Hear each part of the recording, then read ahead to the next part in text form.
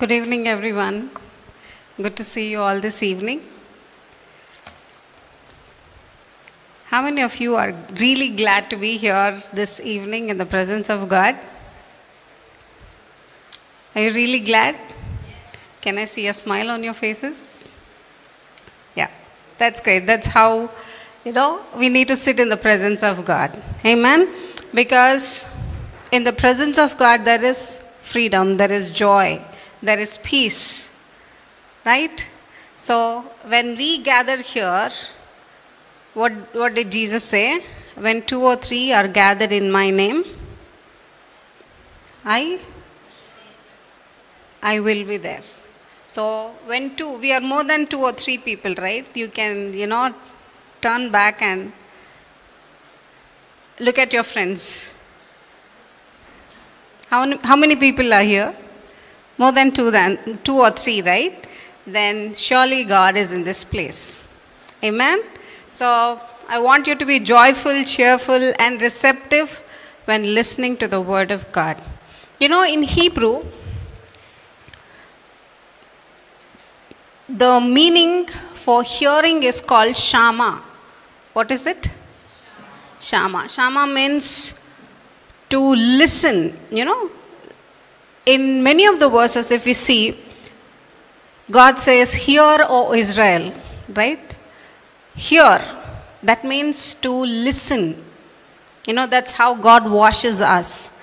By listening to His word. How can we be obedient to God? It is by listening. Okay? Abraham listened to God. That means he heard the voice of God. He listened to the voice of God.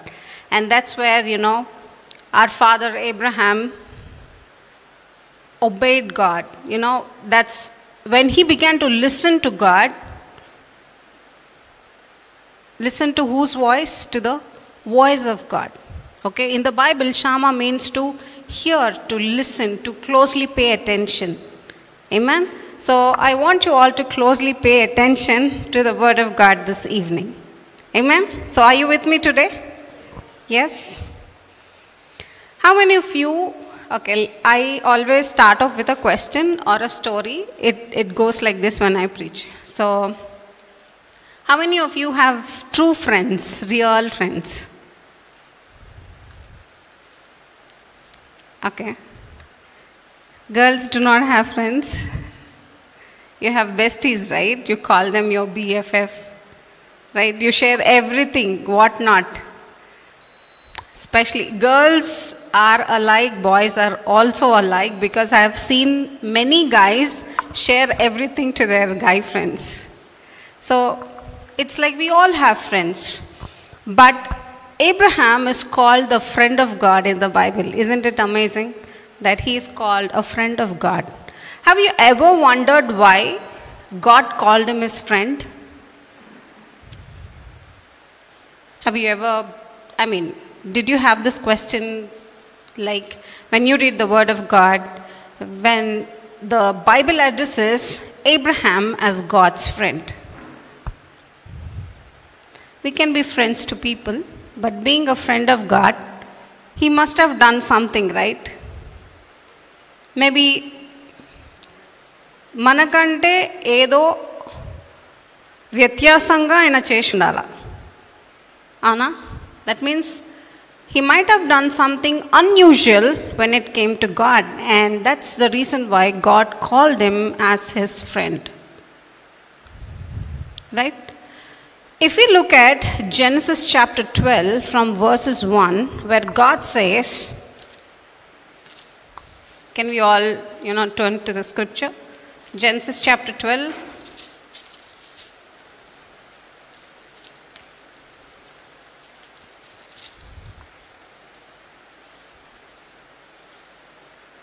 Can someone read for me?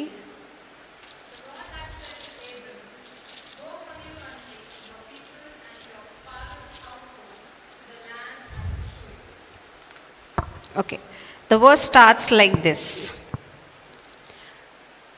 If we go a little further,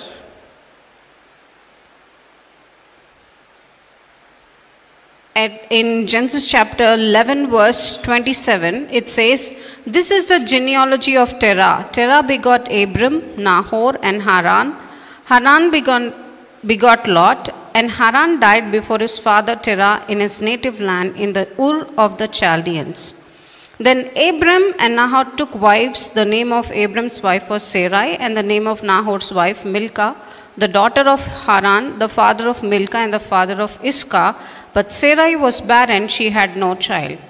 And Terah took his son Abram and his grandson Lot, the son of Haran, and his daughter-in-law Sarai, his son's Abram's wife, and they went out with them from Ur of the Chaldeans to go to the land of Canaan, and they came to Haran and dwelt there. So the days of Terah were 205 years, and Terah died in Haran. Now the Lord had said to Abram, "Get out of your country, from your family, and from your father's house to a land that I will show you. I will make you a great nation. I will bless you and make your name great, and you shall be a blessing. I will bless those who bless you, and I will curse him who curses you, and in you all the families of the earth shall be blessed." So this is, how the story of Abram starts.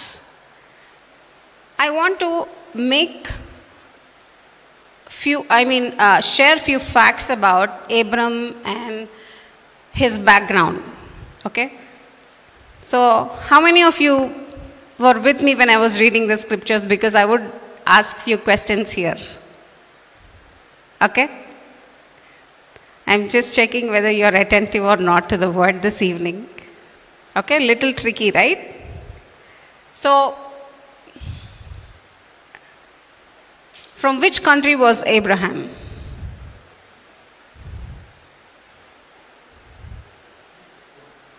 Ur, right? Yeah, Ur of Chaldeans. The Ur of Chaldeans is now called Mesopotamia. What is it? Mesopotamia. Okay, it is little difficult to pronounce, but it is now called Mesopotamia. But if you look at Ur, the city of Ur or Mesopotamia, the city had a great civilization. If you Google it, you will know. Okay, it was, in ancient history, it was a very civilized country. That means they were great educated people, they were great at architecture, they were great at, in making idols. Especially their forte or profession was making idols and selling. And they have a background where they worshipped stars, the moon, the sun, the creation. Doesn't it sound like India? Right? So, Abraham also had a background like ours, like we are citizens of India, right? And we also have a background. We also come from idol worshipping, right? So, and they were also very great civilized people. They were very educated. They had their own literature back then. That means they were pretty educated. And they were wealthy also. So, the story goes like this. I had a curiosity to know about Abraham. Since he had a background, I wanted to know how he listened to the voice of God. So, and why did God choose Abraham? Okay, as his friend, or God made a covenant with Abraham.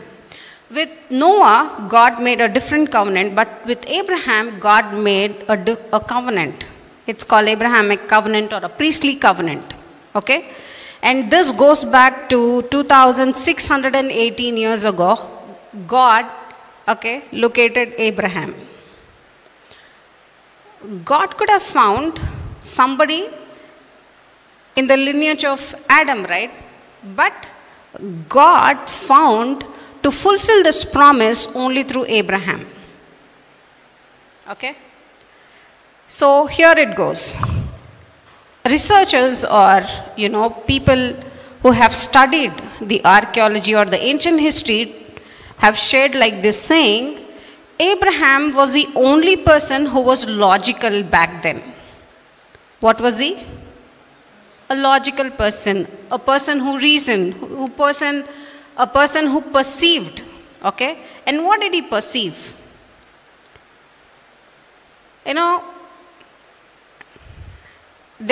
as I mentioned, there were people who sold idols. That means they worshipped the creation. So their main profession they were merchandised in selling idols. Their profession was, whatever the business was, selling the idols.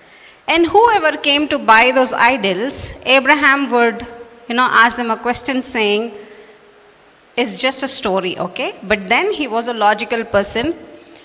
So he would say something like this, it seems. When they came to buy an idol, he would question them saying, how old are you? So this man was somewhere, very old person, and he said, I am so and so, my age is like 76 or 56. And Abraham would ask, do you know when this idol was made? He said, no, it was made yesterday. And how come a man who is so old can buy a idol? It makes sense, right? Ninna chesina vigraham ne etla kontunnao nu devudani. It makes sense. Right? So he was somebody who had that kind of a logic. When he slept under the stars, he would he would count the stars and say, we are worshipping the creation, but surely there must be a creator who must have created these great lights. So he began to think that way. And that's when God found this man, a man who perceived, who had this desire or a hunger to know God. And God located Abraham. That's how, Abraham's story starts. Right? In Genesis chapter 11 verse 27, you could read the genealogy of Abraham. And it starts, okay, let's go to, I want everybody to read this verse out loud because I have a point to make here. Are you with me? Yes? I can only hear Akka saying yes. Yes? Okay. Now the Lord has said to Abraham, get out of your country, from your family, and from your father's house to a land that I will show you. I will make you a great nation. I will bless you and make your name great. See, if you look at this verse, God says, now the Lord had said to Abraham, get out of your country. Okay. For example, if God says, okay, shift to Sahara Desert, would you do that? How many of you would do that? None of us, right? Because we have a family, we have a job, and if you're married, you have kids, you have your siblings here, you have your parents here. But God says something challenging to Abraham. He says, get out of your country. Ekanga country lo nunche bayatiki rammantadu Devudu. And he mentions, okay, God commands something to Abraham and also promises him something. Okay? That means God wanted Abraham to obey what God had told him. Right? That is what the word says. Get out of your country, leave your father's house. Okay. How many of you did find difficult to leave your parents' house? I mean, if you're married, you would definitely find difficult to leave your parents' house. Or you might be staying in a hostel, for example. Do you find all the comforts there? No. Home is home, right? But God tells Abraham something challenging, saying, get out of your father's house. As I said, they were wealthy people. They had everything. Okay? But God says, I will show you a place and go stay there. It's not easy. Do you think it's easy? No. Manamu For example, we all went to Bangalore, right? All of us might have felt little difficulty in adjusting to the premises wherever we were. It was not like our house or home. Okay, how did you feel there? Certainly a little discomfort. Ana kada, AC ledu, munde summer, nakaithe AC unde, thankfully. So, AC lekapote, you would, climate wise, okay, adjust outam, one day adjust outam, but the second day, you would definitely feel little uncomfortable. Avuna kada? Because everybody has comforts at home, right? Food wise, traveling from one place to another, you don't have rest. Manaki inta ante modern world, like technology, whatever it is, like you traveled in AC trains, you had everything. It was okay to travel. But to him, he had to travel by what? Walk. Enda unnuntadi, varsham unnuntadi. You don't know what the land looked like. And, just imagine, ఏదైనా అవ్వచ్చు, robbery అవ్వచ్చు, he was with his wife, kada? But then he obeyed God.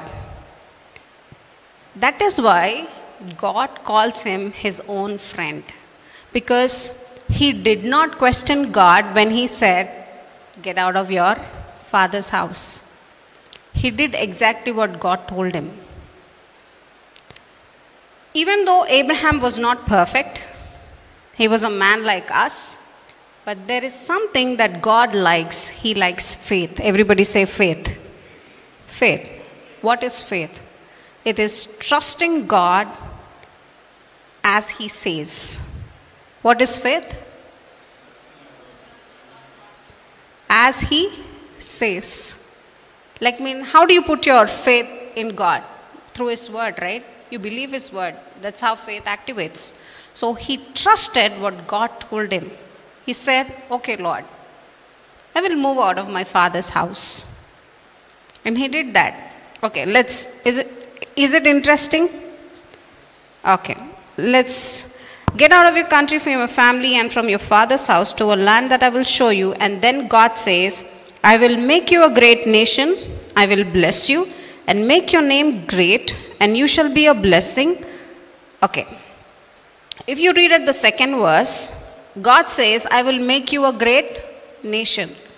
When God saw Abraham, he saw Israel in Abraham. Physically, was that land practically auka desham akkada undena, Israel ane desham? No. No way. It was nowhere close to what God said. Okay? But Abraham believed God. When he said, I will make a great nation, Abraham, everybody say, Abraham believed God. And he says, I will bless you and make your name great, and you shall be a blessing. Okay. Abraham might be known in his city, but God says, I will make your name great. That means throughout the ends of the earth, your name shall be known. Okay? And I will bless those who bless you, and I will curse him who curses you, and in you all the families of the earth shall be blessed. Okay, remember this word. There are three impossible situations where God places before Abraham. First thing is, there was no physical manifestation of that land called Israel. Okay? And God says, I will make you a great nation. And in you all the families of the earth shall be blessed. Three things I will tell you. First thing is, there was no physical reality of that land. The second thing is, there was no nation at that time. Israel anede existence lo lekunde. Okay? Is it impossible situation? The third thing is, God promises that in him all the families of the earth shall be blessed. He didn't have a son or a daughter at that time. That was an impossible situation. All these three things were beyond Abraham. But he believed God because he knew the one who promised him was great enough to bring that into fulfillment. Okay. And there is another scenario. Okay. Ivanni okat pakkan pedte. Finally, God promises a child to Abraham. How many of you know this story? Genesis 15. Okay. God promises a child. And then God places another challenge in front of Abraham. What was the challenge? To sacrifice his own son. Right? God gives him a promise. And Santosha Pade Lopalne inkoka challenge vastadi, where God puts an impossible situation. I will tell you why. So if you read in Genesis 15, okay, if you read the whole story, it goes like this. When God tells Abraham to sacrifice his son, okay, he never doubts God. He never questions God saying, you promised a son and you want me to sacrifice him. He never questioned God. He takes this lad along with him, and the beauty of even his son is, he never questions Abraham. Right? That's how we teach our children. If you are a person who trusts God, that's what is carried to the next generation. Amen? So your faith always counts. So how strong are you in your faith? In your faith in God? Because it should be passed on to the second generation as well. That's why, you got to be strong in your faith. That's why you need to pray. You need to meditate God's word. The word says, we go from faith to faith and from glory to glory. That means every day we need to grow in our faith. Every day it's an assignment that we need to renew our minds with the word of God. We have to grow stronger in our faith. So that 3 generations were blessed in Abraham. Avuna kada? If we look at the scriptures, God is called the God of Abraham, Isaac and Jacob. Avuna kada? He is called the God of Abraham, Isaac and Jacob. Why? Because all 3 of them, the faith was passed on to the 3 generations. This is what I realized. Your job is to pass on the legacy to your 3 generations. And those 3 generations will pass on the legacy to the next 3 generations. Difficulty em gaadu idi.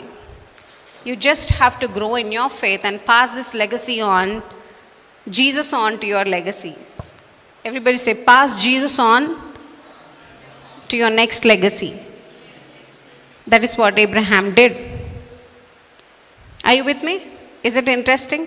Okay, I asked you one question, why God called Abraham as his friend, right? There is something beautiful I want to share from the word. Another interesting fact is, God announced or God proclaimed the gospel to Abraham. He was the first person to whom God proclaimed the gospel. How many of you know that? First gospel, if God proclaimed to anybody, it was Abraham.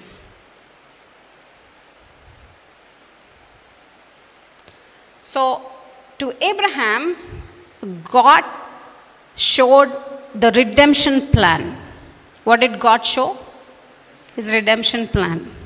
He was all good in his father's house. He was comfortable. He had everything. But believing in God challenged him to think beyond or to do things beyond the impossible things. Impossible things in the natural. Okay? So walk with God is always going to challenge you in impossible ways. Okay?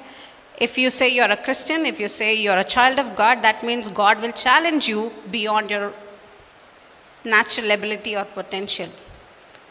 Because here what we need to consider is, it is not us, but it is Him through us who will do those impossible things. When God challenges you in your faith, do not waver. Do not hold yourself back. Do not doubt, because, He's challenging you so that He can prove Himself big in your life and through your life. How many of you have prayed this prayer saying, God, make me a blessing. Make me a blessing to others. Right? Along with that prayer, God will test your faith by placing impossible situations in your life. That's how you impact. When God saw Abraham, God saw the redemption plan in activation. Everybody say this. When God saw Abraham, God saw His redemptive plan in activation. Okay? To cut the story short, I will, quickly go on. When God said to Abraham, take your son and sacrifice him, Abraham did not waver. It took him 3 days, to arrange the altar, to arrange the firewood. He had, I and the lad will go up, worship the Lord, and we will come back. He knew that God told him to sacrifice Isaac. Right? But He told him something, where He says, we will worship the Lord and we will come back. That's how, that Abraham had such radical faith in the Lord that he did not waver. He knew if God asked Isaac to be sacrificed, He would also bring him back to life. Amen. That is how he believed God. He knew, if He promised me something, He shall surely fulfill this. I know, because he saw many things. When He placed a challenge before Abraham, when he did not have a child, God blessed him with a child. And that too, when he was 100 years old and Sarah was 99 years. And if you see, she did not have any possibility of bearing children. She was beyond her capacity, but God blessed him. That is a God whom we serve. Amen. He will challenge you because He knows who He is. When He made a covenant with Abraham, God did not see Abraham's ability. God saw His ability in Abraham. He only needed this person to believe Him. Amen. God wants you to believe Him. That way we are called the seed of Abraham. And that's how God wants us to be, like Abraham. People of radical faith. Children or heirs of radical faith. Everybody say, heirs of radical faith. God wants us to be radical in our faith when it comes to trusting Him, believing Him, whatever He says from the Word. If God has given you a vision, it is not your ability, but it is His ability that will fulfill that vision in your life and over your life. Amen. So God, He saw Isaac coming back to life. And that is what happens. He lays him down, okay? And the child also do not ask, why are you sacrificing me, Father? He says, he just lays down. And when he's about to sacrifice the son, God says, hold on, I saw your faith. And that's where everything changes. That's where God calls him His friend. Because it was not Abraham's vision, but you should, think or imagine this.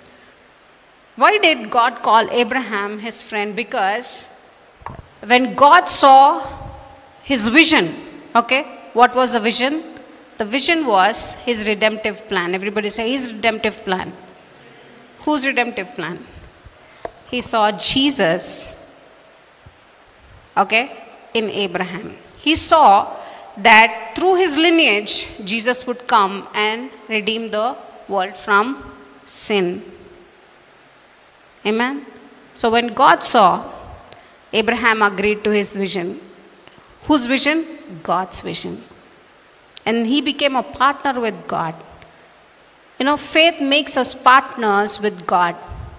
And it helps us to see the impossible things that God is about to do through our lives. I've seen, okay, I'll tell you one short story, and this is a story of T.L. Osborne. How many of you know T.L. Osborne? You might have known him, right? So, when we are talking about faith, I'm mentioning this because his stories, like, you know, when I read T.L. Osborne's stories, it greatly inspired me. So, what happens is, I don't remember the year when he was in India. T.L. Osborne was conducting meetings in India. So, there was a pile of, you know, trash all over the ground. Okay.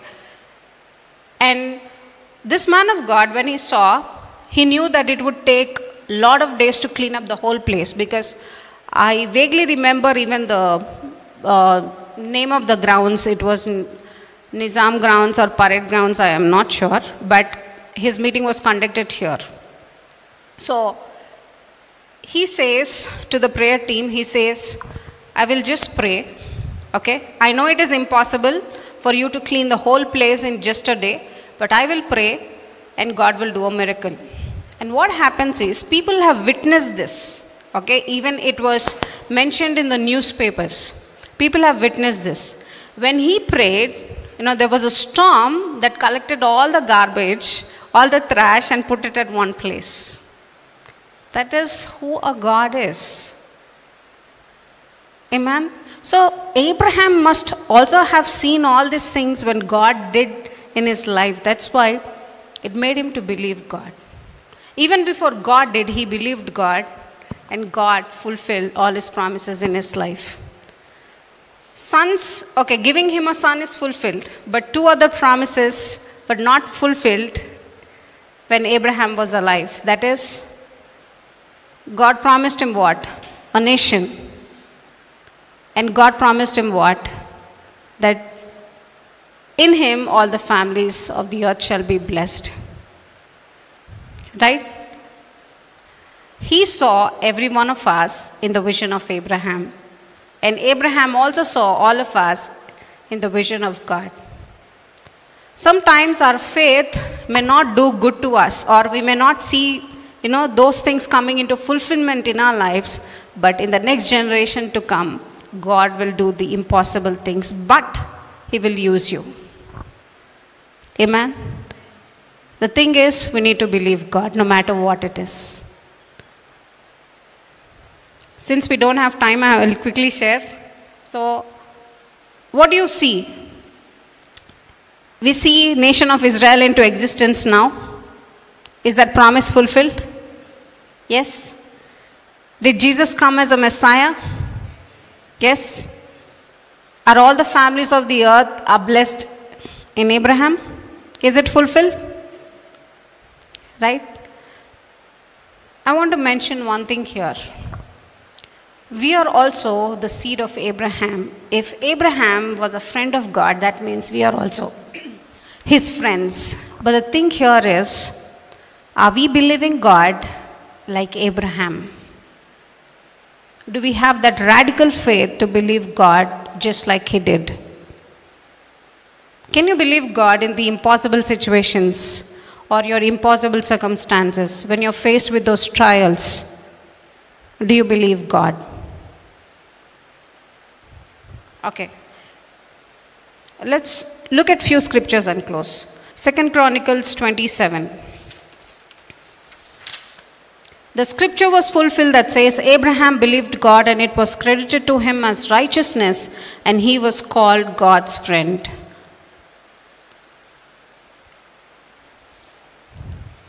James 2:23. Abraham believed God and it was credited to him as righteousness, and he was called God's friend. So all we got to do here is, what you got to do? Abraham believed God. Everybody say, Abraham believed God. It doesn't speak anything else. It doesn't add extra verses or sentences there. The period, it is period. It says, Abraham believed God. Everybody say, take your own names. I believe in God. That's it. No matter what it is, you got to believe God, even through the impossible situations in your life. Amen.